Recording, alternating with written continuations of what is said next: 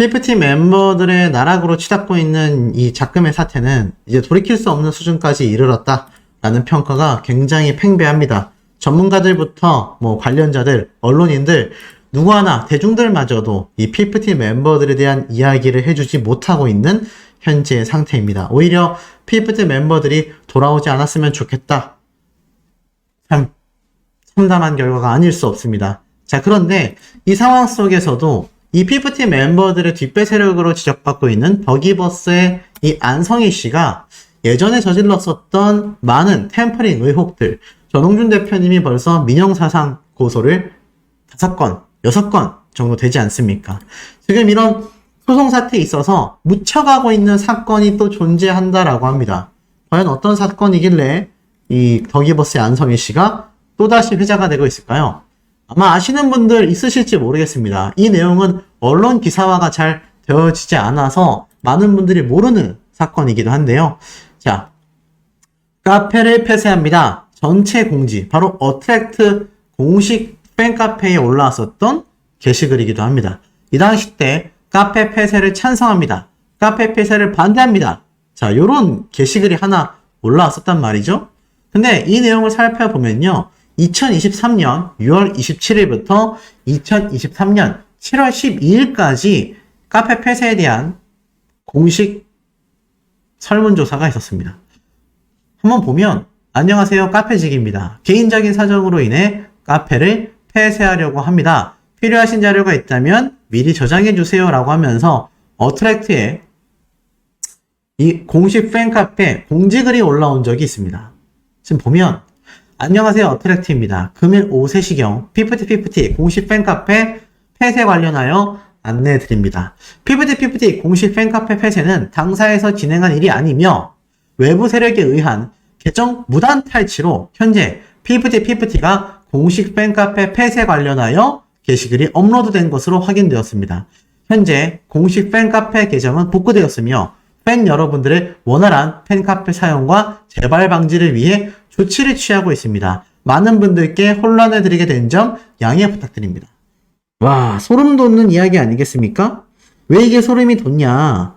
이 글이 6월 27일부터 설문조사가 있었던 이 공식 팬카페 폐쇄 찬성 반대 설문조사, 이것이 알고 보니까 어트랙트 공식 소속사에서 진행한 것이 아니었었다는 얘기입니다. 놀랍게도 이것이 누군가가 공식 팬카페에서 하지도 않은 행위를 몰래 진행하다가 발각이 되었다.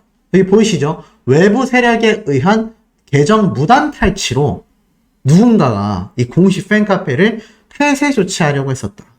너무나 충격적인 일이 아닐 수 없습니다. 과연 이 일을 누가 벌였느냐? 의견들이 굉장히 많아요. 누구일까요?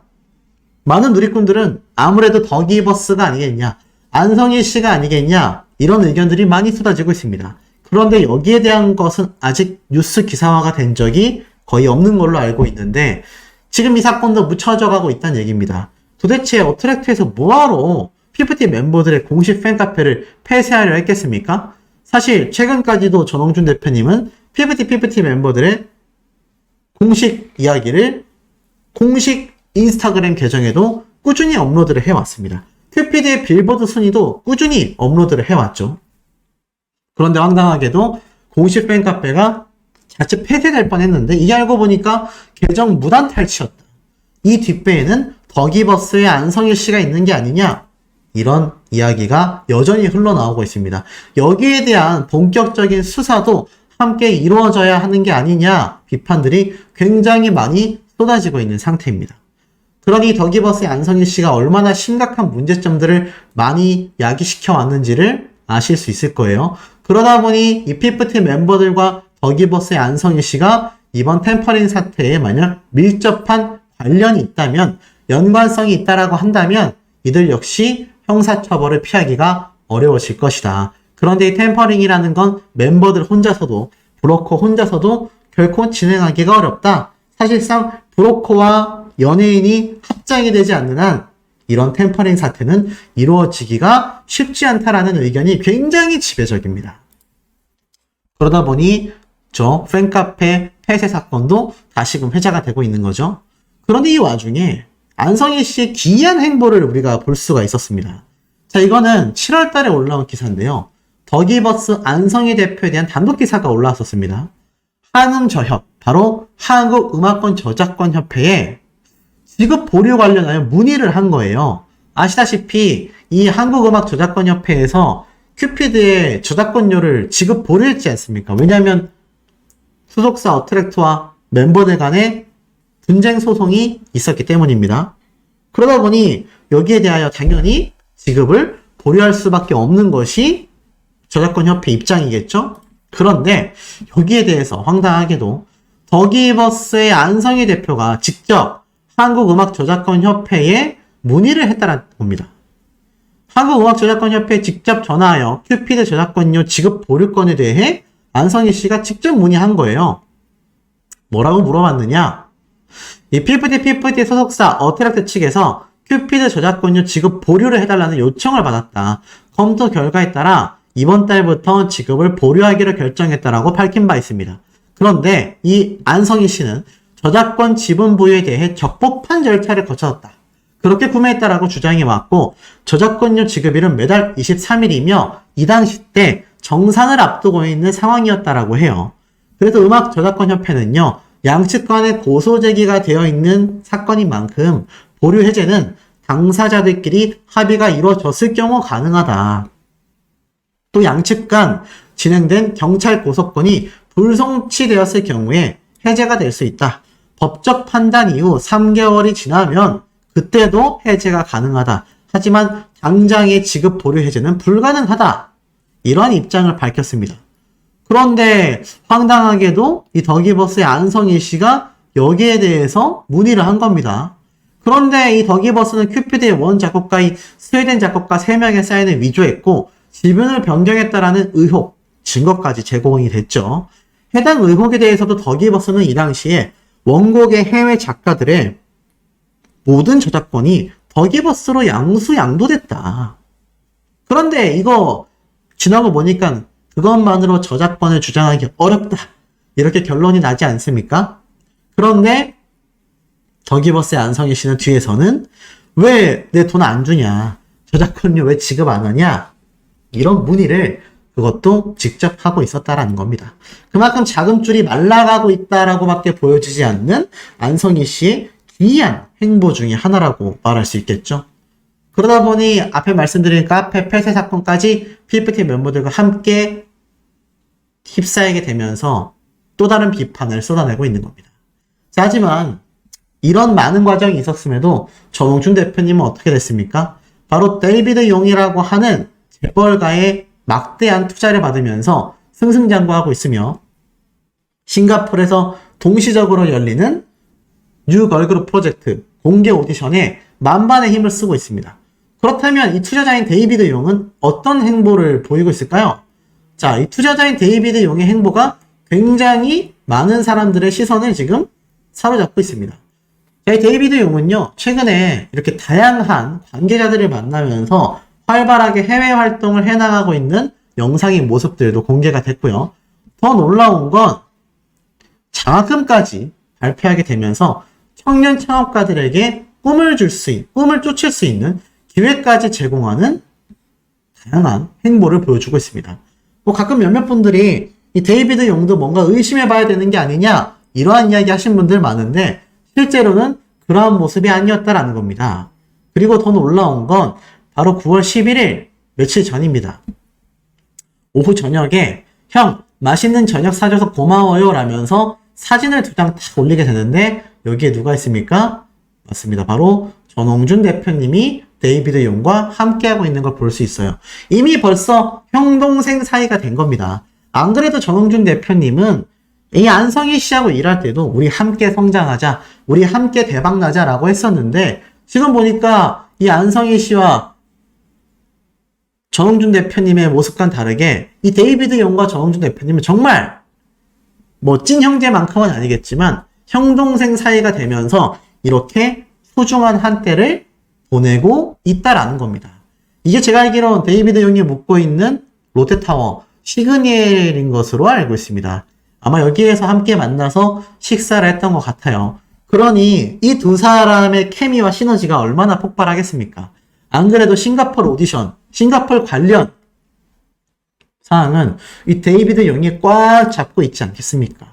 그러니 이번 전홍준 대표님의 걸그룹 오디션은 대박을 이미 예고하고 있는 상태이고, 이 피프티 멤버들은 굉장히 참담한 미래를 예고할 수밖에 없는 그런 상태에 놓였다라는 겁니다. 이 양측의 입장이 너무 판이하게 갈리고 있지 않습니까? 그만큼 자업자득이다라는 단어가 어울리는 상황이 아닐 수 없는 것 같습니다. 제가 최근에 인스타그램을 비공개 처리했다가 다시 인스타그램을 공개하게 되면서 이 손승연 씨가 다시 슬쩍 SNS 활동에 복귀를 했다. 제가 이런 말씀 전달해 드린 거 혹시 기억나십니까? 그런데 제가 미처 빼먹고 그냥 넘어갔던 황당무계한 일이 있었습니다. 그건 바로 손승연 씨의 인스타그램에 들어가 보면 알 수 있는데요. 자, 최근 이 손승연 씨가 자신의 인스타그램에 여러 근황들을 전달했습니다. 그런데 여기 나와 있는 요 배우들과 찍은, 뮤지컬 배우들과 찍은 사진과 최근에 공개된 사진을 보면, 이 손승연 씨가 생일 파티를 했다라는 걸 알 수 있습니다. 생일이 어떤 날입니까? 주변 사람들에게 자신이 탄생한 탄생일날 축하를 받아야 하는 소중한 날이잖아요. 그런데 이 생일 축하도 사실상 어떻습니까? 연예인이라면 눈치를 볼 수밖에 없으며, 특히나 많은 논란에 휩싸여 있는 당사자라면 더더욱 눈치를 봐야 합니다. 제가 최근 피프티 멤버의 아란과 시오라는 멤버가 중국 팬들이 한국에 와서 10월달에 생일 파티를 한다 라고 했는데 결국 무산됐죠? 그때 말했던 중국 팬이라는 사람은 한국에 대신 진행해줄 사람을 찾는다라는 글과 함께 잠적했습니다. 그래서 주장 논란이 엄청나게 일었죠. 한간에서는 더기버스나 피프티 멤버들의 뒷배 세력이 생일 파티로 여론을 조장하려다 이미 눈치를 챈 누리꾼들이 많다 보니 오히려 트집을 잡힐까 우려하여 그냥 무산시켰다라는 이야기도 상당히 많이 확인할 수 있었습니다. 자, 그런데 이 손승연 씨 역시 아이러니하게도 지금처럼 심각한 상황 속에 생일 파티 사진을 버젓이 올려놨습니다. 자, 그렇다면 자신이 당초에 주장했던 것처럼 나는 이번 피프티 사태의 논란과 관련이 없다, 이렇게 주장했었지 않습니까? 하지만 거기에 대한 주장이 예전 손승연 씨의 소속사 대표님이 등장을 하며 정말 울분을 토하는 증언들이 나오며 손승연 씨는 인스타그램을 비공개 처리했습니다. 그런데 최근에 공개 처리를 했다가 이제 갑자기 사진을 막 업로드하고 있는 거죠. 그런데 생일 파티 사진을 올릴 시기일까요? 전 잘 모르겠습니다. 제가 손승연 씨 본인이라면 일단 SNS를 비공개를 아예 처음부터 하지 말던가, 비공개를 했다라고 한다면 이 피프티 멤버들의 사태가 어느 정도 일단락되기 전까지는 글쎄요, 이렇게 아무렇지 않게 돌아오는 건 아니라고 생각이 됩니다. 유튜버들조차 논란이 생기면요, 사과를 하고 자숙했다가 돌아옵니다. 그래도 욕을 먹죠. 하물며 연예인은 더 오죽하겠습니까? 그런데 이 손승연 씨의 행보나 선택들이 여러 면으로 참 아쉽다라는 생각이 들 수밖에 없습니다. 더 황당했던 건 지금 보면 이 손승연 씨의 인스타그램에 사진들에 달린 댓글들이 전부 다 칭찬 일색입니다. 다 이 손승연 씨를 축하하는 글들밖에 없는데, 황당한 건요, 아마 기회가 되신다면 네이버에 손승연이라고 검색을 한 다음에 인스타그램 들어가서 댓글 한번 달아보시기 바랍니다. 댓글이 막혀 있어요. 신기한 건 이 사진이 올라온 지 한두 시간 동안은 댓글이 열려 있습니다. 그런데 그 시간이 지나고 나면 댓글이 닫힌다는 얘기가 있어요. 그리고 댓글이 닫히고 나서 이전에 달려 있었던 내용들을 보면 하나같이 손승연 씨를 칭찬하는 글들밖에 없습니다. 그러고 나서 지금 댓글을 막는다. 유튜버들도요, 댓글을 막으면 최악의 여론이 형성되곤 합니다. 근데 손승연 씨가 지금 그런 모습을 보이고 있네요. 이상하지 않습니까? 떳떳하다면 왜 애시당초 인스타그램을 비공개했고, 비공개하고 나서 공개를 했다라고 하면 떳떳하다란 얘기인데, 이렇게 생일 파티 사진까지 올릴 정도면 댓글은 왜 또 막아놨을까요?